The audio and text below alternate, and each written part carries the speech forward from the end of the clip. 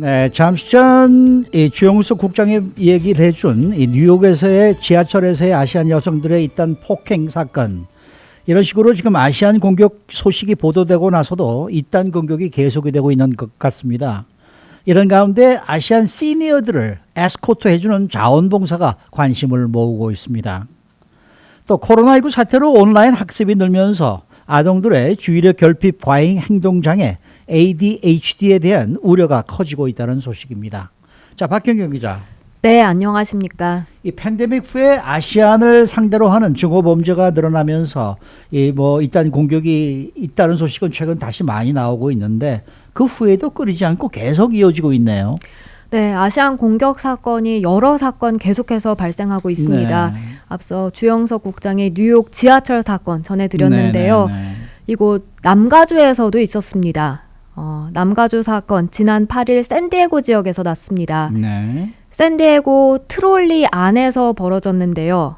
한 남성이 아무런 이유도 없이 아시안 여성을 여러 차례 때린 겁니다. 어허. 이 아시안 여성은 필리핀계 여성이었습니다. 주변 사람들이 다행히 있어서 이걸 목격하고 개입해서 좀 말리고 그런 다음 바로 경찰에 신고할 수 있도록 도와줬고요. 이 피해 여성은 병원에서 치료를 받아야만 했습니다. 네. 경찰이 출동을 했을 텐데 용의자는 도주해서 검거가 되지 않은 겁니까? 어제 이 샌디에고 경찰이 검거했다고 밝혔습니다. 아하. 지난주 용의자를 검거했다고 밝힌 건데요. 살상 무기를 이용한 폭행 혐의와 또 노인 학대 관련한 혐의를 적용해서 체포했습니다. 다만 경찰은 이 사건을 증오 범죄로 분류하진 않았고요. 이와는 별도의 사건이라고 규정했습니다. 이 사건은 증오 범죄로 취급되진 않았지만요. 네. 샌디에고에서도 아시안 증오 범죄가 늘어난 것으로 확인됐습니다. 네. 2018년과 2019년 이때는 아시안 증오 범죄가 샌디에고에서 단 한 건도 보고되지 않았는데요. 근데 팬데믹이 시작된 후 지금 샌디에고 카운티 검찰은 3건의 아시안 증오 범죄를 열어두고 수사하고 있다고 밝혔습니다. 네. 자, 이처럼 아시안 공격이 곳곳에서 벌어지고 있는 가운데 몇몇 주민들이 나서서 아시안 노인들을 에스코트 해주는 그런 자원봉사를 벌이고 있다는 소식인데요. 네, 그렇습니다. 사실 아시안 증오 범죄는 팬데믹 후 크게 늘어났습니다만 큰 주목을 받지 못하다가 그나마 최근 들어 좀 많이 보도되고 주류 사회에서도 이전보다는 주목하게 됐죠. 네.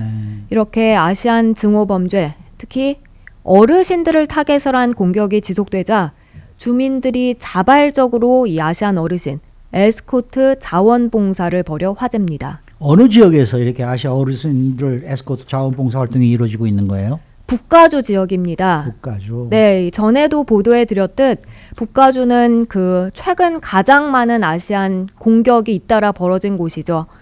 샌프란시스코에서 그 84살 태국계 남성 아침에 산책하러 길을 나섰다가 폭행당하고서 끝내 숨졌는데 이 영상은 정말 많은 이들을 충격에 빠뜨렸고요. 네. 그로부터 사흘 뒤 또 오클랜드 차이나타운에선 91살 아시안 남성이 거칠게 밀쳐져서 바닥에 쓰러지는 그렇게 해서 다치는 사건도 있었고요. 또 산호세 베트남 슈퍼마켓 앞에서는 64살 여성이 강도를 당했습니다. 네. 이런 사건이 잇따르자 한 남성이 아시안 어르신들을 에스코트하며 안전한 커뮤니티를 만들자며 나선 겁니다. 그런데 이 남성이 아시안이 아니라면서요. 네, 히스패닉계입니다. 올해 26살 제이콥 아제베도라는 이름의 남성인데요. 오클랜드 차이나타운에서 아시안 어르신들이 좀 더 마음 편하게 걸어다닐 수 있도록 돕자고 소셜미디어에 제안했습니다. 네. 예를 들어 에스코트를 해주자 이런 거였는데요. 이 프로젝트 이름도 있습니다. 컴패션 인 오클랜드. 그러자 단 며칠 만에 수백 명이 이에 동참하겠다고 뜻을 나타냈습니다. 거의 300명 가까이가 동참하겠다고 전했습니다. 대단하네요. 네. 근데 구체적으로 어떤 식으로 돕는 거예요? 나이 많은 아시안 어르신들이 걸어 다닐 때 옆에서 지켜주고요. 또 지역 커뮤니티에 그 아시안 증오 범죄 관련한 홍보도 하고 그리고 뭐 필요한 지원이 있다면 할 수 있는 만큼이라도 지원하자는 겁니다. 네. 사실 이게 얼마나 큰 도움이 될지는 미지수입니다. 하지만 그렇게 쉽게 타겟이 되고 공격당하는 아시안 커뮤니티를 보다 안전하게 하는데 적극 나서고 또 최근 이런 증오 범죄에 불안해하는 아시안들이 심리적으로나마 좀 안전하다고 느낄 수 있게끔 돕겠다는 거고요. 한 발 나아가서는 수사기관과도 협력할 수 있는 방안까지 구상한다는 계획입니다. 네.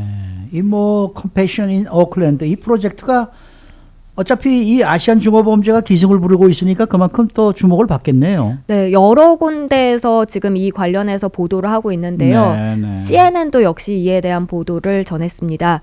프로젝트를 주도한 아제베도는 사실 자경단을 구성하려 했다기보단 그냥 사람들한테 컴포트, 약간 위안, 편안함 이런 걸 주고 싶었다고 말했습니다. 그런데 생각지 못하게 많은 사람들이 동참해줘서 고맙다고 했고요. 네. 그리고 이런 움직임이 모든 소수 인종이 아시안 커뮤니티를 위해 좀 힘들어하는 커뮤니티를 위해서 힘을 합치려는 의도라는데 좀 주목했습니다.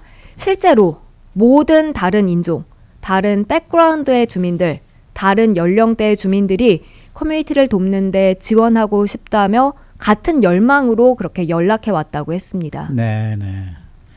자, 다음 소식입니다. LA 초등학교들은 이제 리오픈이 허용이 됐는데 거의 1년 동안 원격 수업이 진행되면서 아이들의 이 ADHD 증상이 좀 우려된다라는 소식이 들어와 있어요. 네, NBC 뉴스가 보도한 내용입니다. 네. 코로나19 팬데믹 거치면서 이 자녀의 ADHD 검사 또는 약물 치료하고 싶다 이런 부모들이 많아졌다는 겁니다.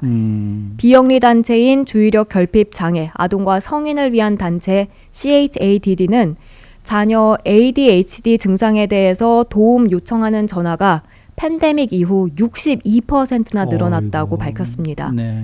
그리고 이 단체의 웹사이트 트래픽도 2019년보다 무려 77% 증가했다고 합니다. 그런가 하면 또 뉴욕에 본부를 둔 비영리 단체 아동정신연구소 역시 지난해 약물 치료에 대한 그런 상담 예약 건수가 전년도에 비교해서 20% 정도 늘었다고 했는데요. 근데 이 중에서도 특히 이 ADHD 여기 관련한 약물 치료에 대한 논의가 가장 많았다는 평가입니다. 실제 사례가 소개됐다는데 어떤 내용이에요? 네, 오하이오주 콜럼버스 지역 인근에 사는 12살 소녀 스토리입니다. 이사벨라는 수학, 과학 이런 전 과목에서 학교 성적이 굉장히 뛰어났다고 해요. 근데 작년 3월 코로나19 때문에 학교가 문을 닫고 이제 온라인 수업으로 전환된 뒤 그 다음에 성적이 곤두박질 쳤습니다. 이사벨라는 온라인 수업 받으면서 집중을 잘 못하고 심각한 불안 증세를 보였던 겁니다. 그래서 네. 집에서 공부에 집중하는 대신 그냥 방 청소 같은 거 이런 거 계속 하게 되고 그렇게 많은 시간을 보냈습니다. 그러면서 성적은 확 떨어질 수밖에 없었고요. 네, 네. 그래서 이 이사벨라 어머니는 딸의 ADHD 증상을 완화하기 위해서 약물 치료까지 고민하고 있다고 밝혔습니다. 근데 왜 이렇게 지금 ADHD 상담이 늘어나게 된 거예요?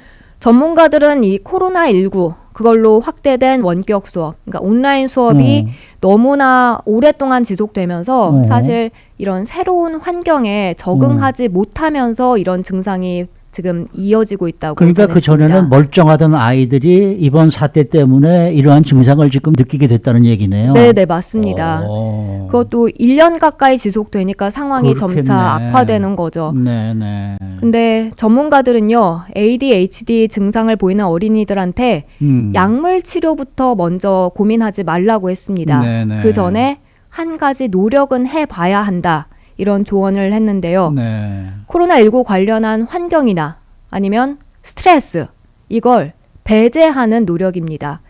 쉽진 않겠지만 그래도 그렇겠네요. 이런 노력부터 하고 그 다음에 전문가들 만나서 약물 치료를 해볼 필요가 있다는 조언이었습니다. 네. 아, 이 팬데믹으로 인해서 이런 증상까지 지금 생긴다는 거는 상상도 못했던 일인데. 그러게 말입니다. 지금 LA 통합교육부는 초등학교에서 네. 리오픈이 되지만 아직까지 언제라는 시점이 정해진 게 그렇죠, 아니기 그렇죠. 때문에 네. 사실상 아직도 못하고 등교하지 못하고 온라인 수업하고 있는데 네. 좀 리오픈이 빨리 이루어져야 되지 않을까 싶은 대목입니다. 지금 뭐 교사들이 3월 1일부터는 이제 백신을 접종할 수 있다고 그러니까 되도록이면 그분들이 좀 빨리 맞고 그러면은 4월부터는 좀 오픈이 가능하지 않을까 이렇게 좀 기대를 해볼 수 있지 않을까 하는 생각이 드네요. 네, 그렇습니다. 네. 수고 많으셨습니다. 고맙습니다. 네. 박현경 기자였습니다.